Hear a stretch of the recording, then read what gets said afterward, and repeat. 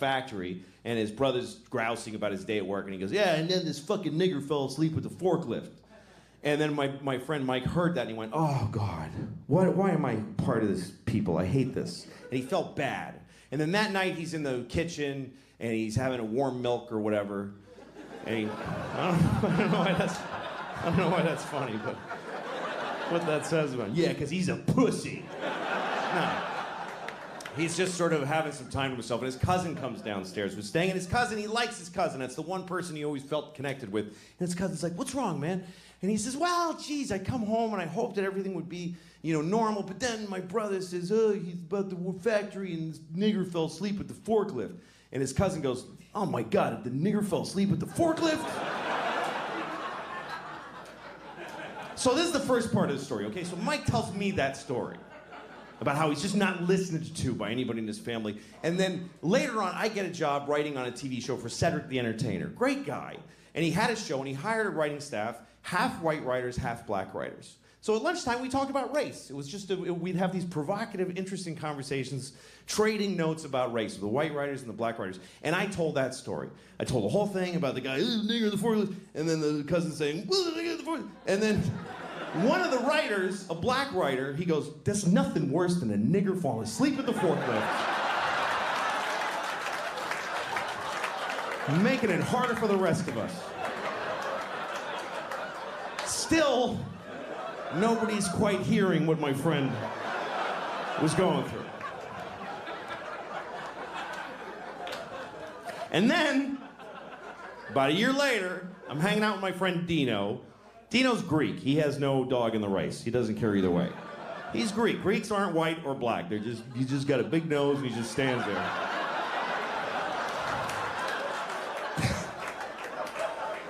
I told Dino the whole story. I told him about the guy, the forklift, and and then the black, and then Dino says, how do you fall asleep at a forklift?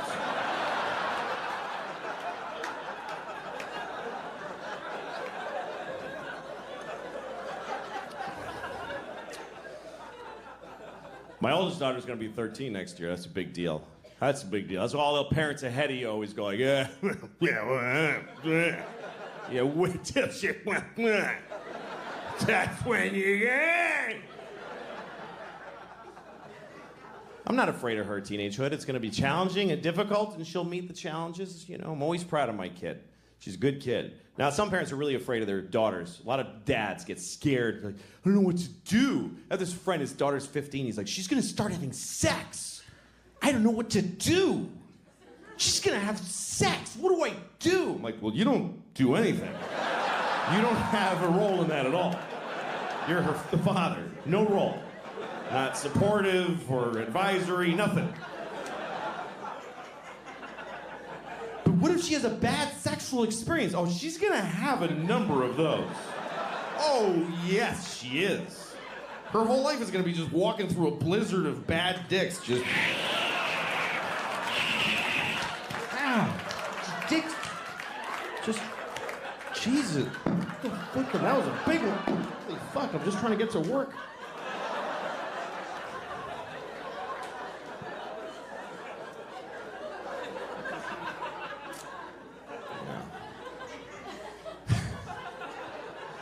The little one, the 9-year-old, life's a little simpler. Tap dancing, she takes tap dancing class. We started her with tap dancing because we figure by the time she grows up, it'll be the 1930s again. And yeah, she'll have this thing she can do that nobody enjoys watching. Do you know who the audience is for tap dancing? The parents of tap dancing students. That's all of it. Because we all have to go to the show at the end of the tap dancing semester. And they have a big theater show, and all the kids get up there. They all tap dance in groups of 3s. There's about 6,000 kids. They do about 20 minutes each. So the show's about 7 months long. And everybody dies at the end. But you go because you want to see your kid tap dance. Because that's an amazing thing. Because this was a baby. She was just a baby. She was just like, that's it. And now she's going like this. It's amazing. But you gotta watch all those other kids that you don't love at all. You gotta watch people, grown-ups do it. There's grown-up adult students and they get up there, get off, nobody's here to see you. Nobody. Your parents are dead, you're 52. Nobody came from work, nobody came from work.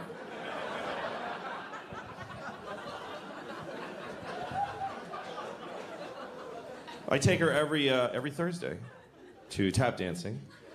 And we go up to the school, and she puts on her tap shoes, and she goes in the room. I don't go in there, and she tap dances, and I wait outside. Because it's 40 minutes. It's not enough time to go anywhere. So I just sit there and listen to her. And she comes out, I'm tired of this. I don't want to go anymore. Good, don't. I don't want to bring you.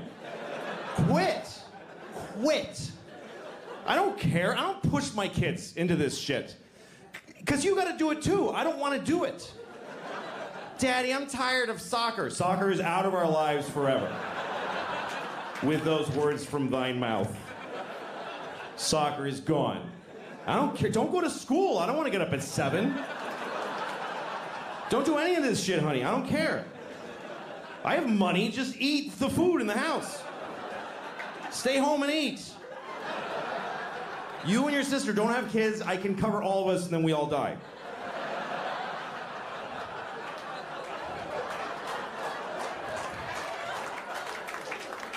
That's my goal. I want to make enough money that we can just lock the door and eat the food.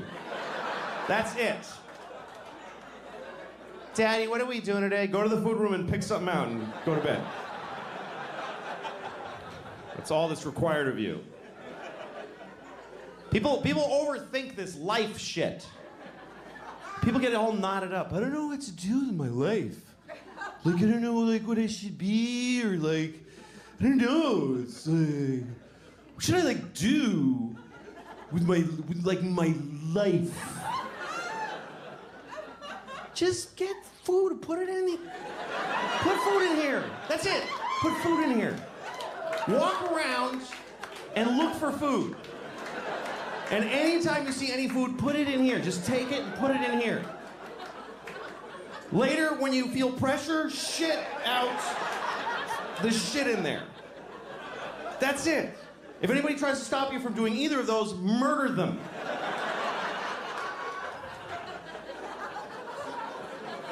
That's it. Doesn't have to be more complicated. Do it till you're died, till you're dead, till you're dead, died, dead. I don't know how long I'm gonna live, I have no idea. You don't really ever get to find out. You never get to go, okay, I'm dead, so 80. You don't ever get to have that thought. This is it. You get to go, this is probably it. That's your last thought. This is probably it right here. Yeah, well, we're all gonna die at some point. It's true, man. And you find out at some point, it's an interesting thing about human beings that we live with the knowledge that we're gonna die. I found out when I was 7 that everybody dies. My grandfather told me. He said, everybody dies! I wasn't even talking to him.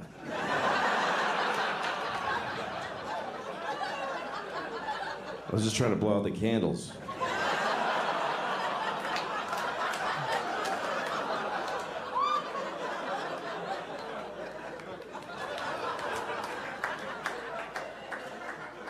Now, I was 7 years old when I found out that everybody dies. And I was excited, not because everybody dies, but because I knew it. I was excited because I knew I was young to know that everybody dies. I knew that most of my friends didn't know, and I thought, I want to tell them. I want to be the one that tells everybody. I especially wanted to tell Benji, this kid across the street from me. There's this kid, Benji. He wasn't my friend. I was 7 and he was 6, but if I ever came out in my front yard, he'd come out and I'd be like, oh, here he comes. Just hated him. Hated him. First person I ever hated. Like visceral hate.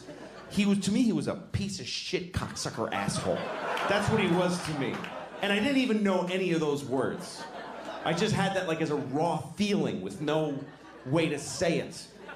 I was too young for the feeling that I had. And then I heard somebody say piece of shit cocksucker asshole. I was like, Dad, yes, thank you. That's what that, yes. That's how, yes. Anyway, one day I was in my front yard and piece of shit Benji comes across. And he says, I got a new bike, or something like that. And I was like, you're gonna die someday.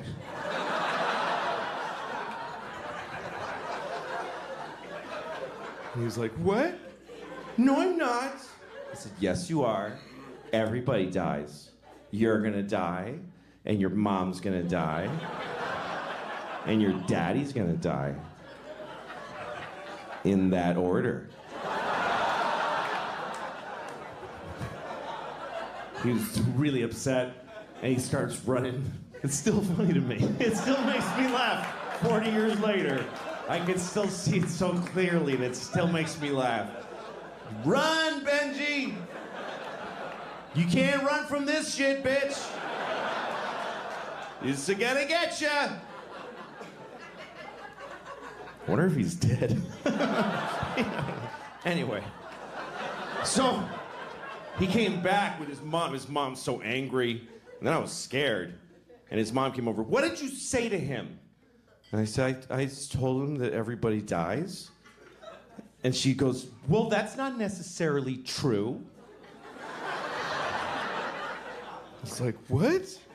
She says, well, some people die, but not everybody does. And I was so full of questions. I was like, what about Abraham Lincoln and George Washington? They're dead. Well, she said, yeah, that's because something happened to them. George Washington didn't take care of himself, and Lincoln got shot. But there's a lot of people alive from those days. And I was like, really? What about, like, Bible people? And she's like, yeah, we have to go. And then she left. Because I think she realized this is only going to get worse. She's not on a good side of this argument. And then I went to my mom. I told the whole thing. She was like, don't worry, that lady's a fucking idiot. Don't listen to her. My mom said, don't worry, baby. You're definitely going to die.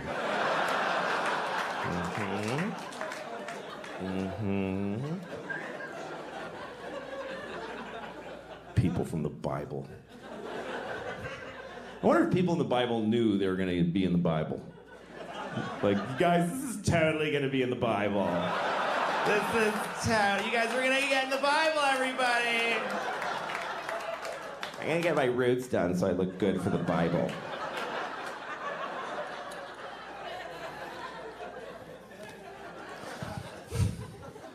Yeah, my dog died.